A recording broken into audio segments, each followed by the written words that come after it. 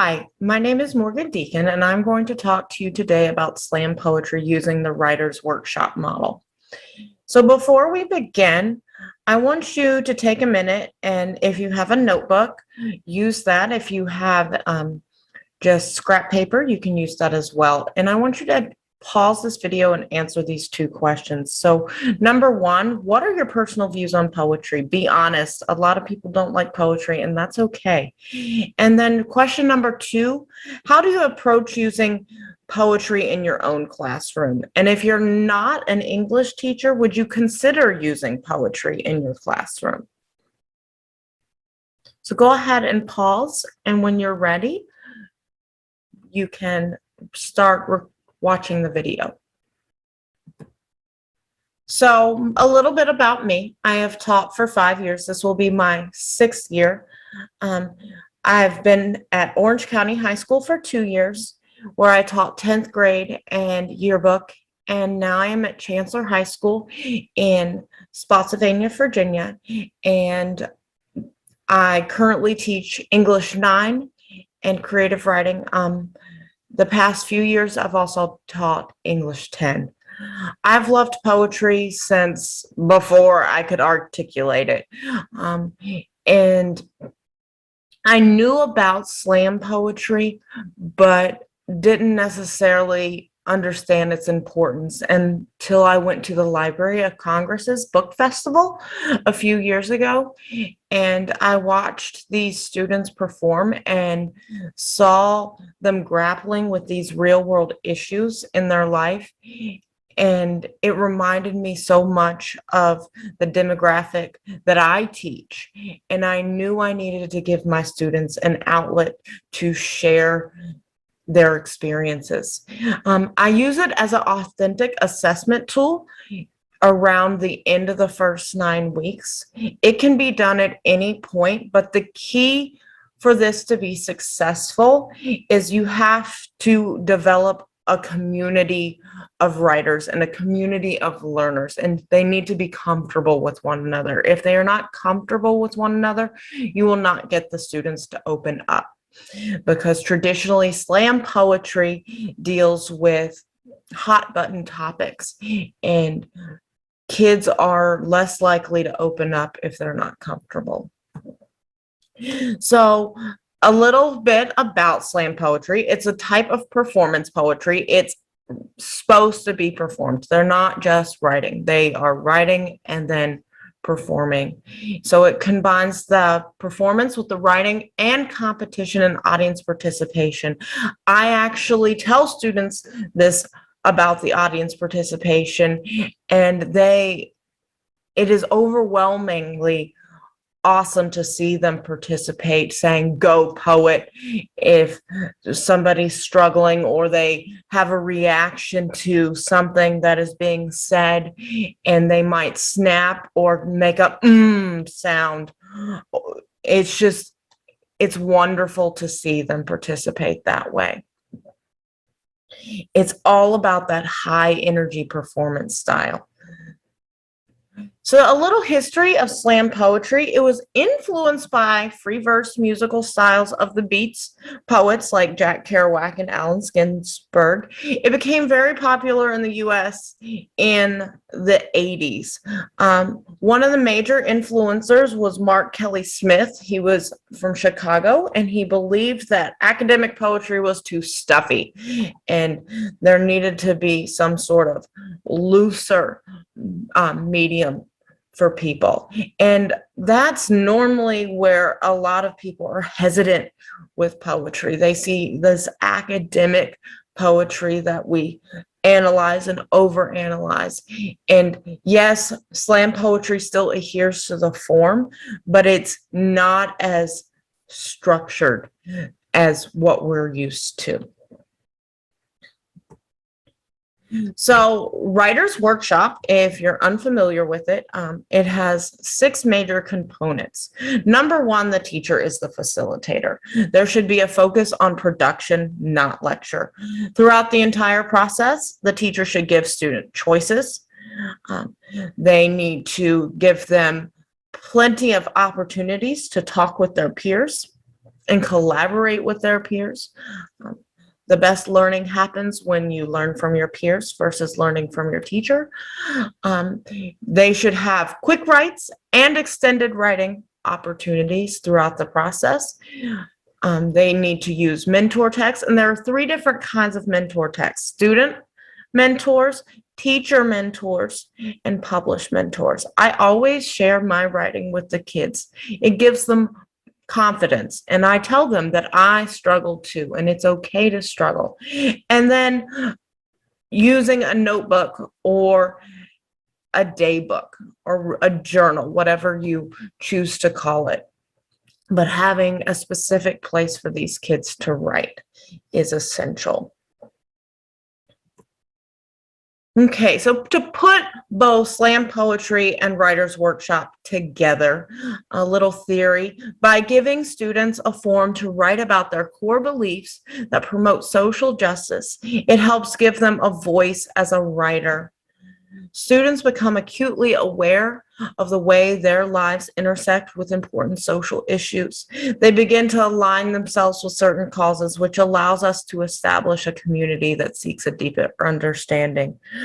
A lot of teachers, including myself, are sometimes hesitant of talking about social issues. But if we create an environment that is a safe environment for students, they can grapple with these issues and figure out how to communicate their opinions in a proper way. And so it's truly important that we give them the space to do that. All right, so let's go ahead and get into the activity. So in your notebook, go ahead and list 5 of your personal beliefs. You're only naming them. You'll explain later. So one of my examples is education will help solve other world problems. So go ahead and pause the video and write down your 5 beliefs in your notebook. And then when you're ready, you can start the video back up. So the next step is to use mentor texts to set the expectation for students. So in my handout, you have access to this Google Slides presentation. So you're going to go and find the mentor text slides, and you should preview at least 2 of the samples, noting the main belief and emotions that are being conveyed. This is slide 10 are the text. Slide 11 are the videos. I think it's important to expose students to both the text and the videos because they can see the form. But like I said earlier, slam poetry is meant to be performed. So they should be able to see both. And however long you want to spend doing this is up to you. I do ask if you use this presentation with your students to remove slide 10 because those are my student samples from my students and I have taken them without their permission. So to keep things confidential, please remove that slide. So here are the text and here are the videos. So go ahead and pause and browse however long you want to. And when you're ready, you can start the video back up. So at this point, we would normally discuss, but in your notebook, just jot down what your favorite text or video was and what the beliefs and emotions are being conveyed in the piece. So take a minute and pause and answer that question. Now, go back to your list of your 5 beliefs. Choose your favorite, circle it, star it, however you want to do it. Don't erase any of the others. You might want them later. And you're going to name the emotions being conveyed. Describe what it looks like. Use more than one word to show that feeling. And if we were all together, you would share your belief and emotion with the group. So go ahead and pause and answer that question. Okay, so we're going to watch Elizabeth Acevedo's Rat Ode. And as you watch, I want you to focus on one of these questions. You can think about all of them, but try to focus on just one. So, what did you notice about the tone of the piece, the author's attitude towards the subject, and how does Acevedo convey the tone with her voice? Looking at the text, what do you notice about the form of a slam poem? And then finally, choose a line or phrase from the poem and explain how it represents the writer's tone or illustrates the poetic language used in slam poetry.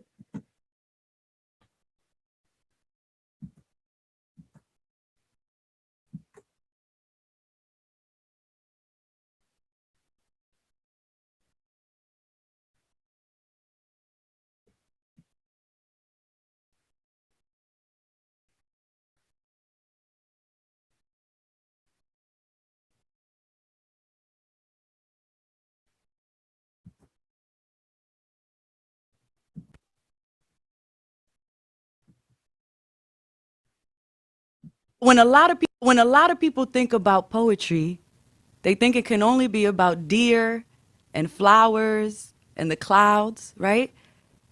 They think it's inaccessible. It's not about the experiences we have every day. And so this professor goes on and on about deer, because grad school classes are long. And he goes one step further. He says, I want everybody in the room to write an animal ode, right? And an ode is a praise poem. It's a poem that elevates an ordinary thing to a different height. So he goes to one class and he's like, what would you write about?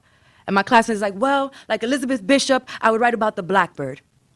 13 Ways How to See a Blackbird is a very famous poem. This person was not being original, right? I'm like, okay, you're a biter. He goes to another classmate. My classmate's like, I would write about sea anemones. And I'm Googling on the table like, what the is a sea anemone, right? Like, why would you write about that? Too original. And then my professor gets to me. And the one piece of writing advice you always get is write what you know. And I told y'all where I'm from. Y'all here in New York. You know what creatures we got around.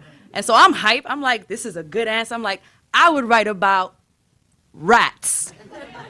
And I feel good, right? Like, you know, Family Feud, good answer, good answer, good answer. I was waiting for like my applause. And in this space that I often felt that I should not speak up, this professor laughed at me. And he said, rats are not noble enough creatures for a poem. I think you need more experiences, Liz. And this was not a man who was like inherently insidious. This is not a man who had done me wrong in any other capacity. This was someone who we would call a good man and a fine poet. But in that moment, this was a man who told me my story was not worthy of being on the page. Because it's not just about the rat, right? It's about that the different symbols we have in our lives that we never see in books, we are then told not only can we not see them, we also cannot write them. We are erased even from our own narrative. And so I wrote this poem. It's my official clapback to that professor. It's called Rat Ode. And it serves as a reminder for any of us who have ever been told our story is too small or too ugly or too different for high art, that we are all of us deserving of poetry. So this is for the rats in the room. Because you are not the admired nightingale. Because you are not the noble doe. Because you are not the picturesque ermine, armadillo, or bat. They have been written and I don't know their song the way I know you're scuttling between walls. The scent of your collapsed corpse rotting beneath floorboards. Your frantic squeal as you pull at your own fur from glue traps, ripping flesh from skin in an attempt to survive. Because in July of '97, you birthed a legion on 109th, swarmed from behind the dumpsters, made our streets infamous for something other than crack. Shit, we nicknamed you Cat Killer. Raced with you through open hydrants, squeaked like you when Siete blasted aluminum bat into your brethren's skull. The sound slapped down dominoes. You reigned that summer rat, and even when they sent exterminators, half dead and on fire, you pushed on. Because even though you are an inelegant, Simple, mammal bottom feeder, always freaking famished little ugly thing who feasts on what crumbs fall from the corners of our mouths. You live uncuddled, uncoddled, can't be bought at Petco and fed to fat snakes because you are not the maze rat of labs. Pale, pretty-eyed, trained, you raise yourself. Sharp fang, clawed, scarred, patched dark because of this. He should love you. But look at the beast, the poet tells me. The table is already full, and rat, you are not a right-worthy thing. Every time they say that, take your gutter, your dirt coat, filth this page, rat. Scrape your underbelly against street concrete. You better squeak and raise the whole world, rat. Let loose a plague of words, rat, and remind them that you, that I, we are worthy of every poem. Here. Okay, so hopefully you enjoyed that. I also, in this presentation, has provided a link to this text, so you can not only see the visual, but you have the physical text itself. And with students, I would use both of those and talk about both form and the performance. So in your notebook, go ahead and pause the video and answer one of these three questions. And if you need to go back and look at the video or the text, it is on slide 16. Normally, we would use this time as a discussion. You could do a think, pair, share. That is especially appropriate for introverted students who need that processing time to jot down notes first, or you could just do a whole group discussion, whatever works for your group of students. So after you've had a discussion about Rat Ode, you continue that discussion by asking these two questions. So based on Rat Ode and the other samples you read and watch, what can you add to the definition of slam poetry? And then what techniques are used in these pieces that you can incorporate into your own writing? So take a second in your notebook and just jot down some notes for these two questions.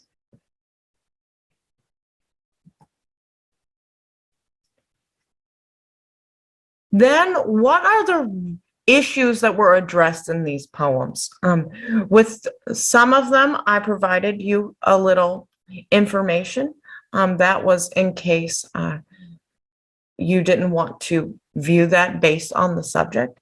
But just think a minute about the bigger overarching issues, and then return to your notebook and look at your belief and just jot down the real world issue you can address based off that belief.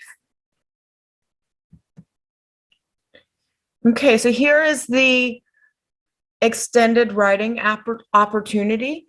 So in your notebook, you're going to spend at least 15 minutes writing about your belief and your real world connection in the form of a slam poem. Don't focus so much on the form of a poem right now. That's where a lot of us get stuck. This is what's known as madman writing. So that means just take whatever's in your brain and just start writing. Setting a timer is a great way. And just not looking at the timer, and that way you can devote time to writing. The poem itself will come when it's time for the revision. Just focus on putting your thoughts and feelings into words right now.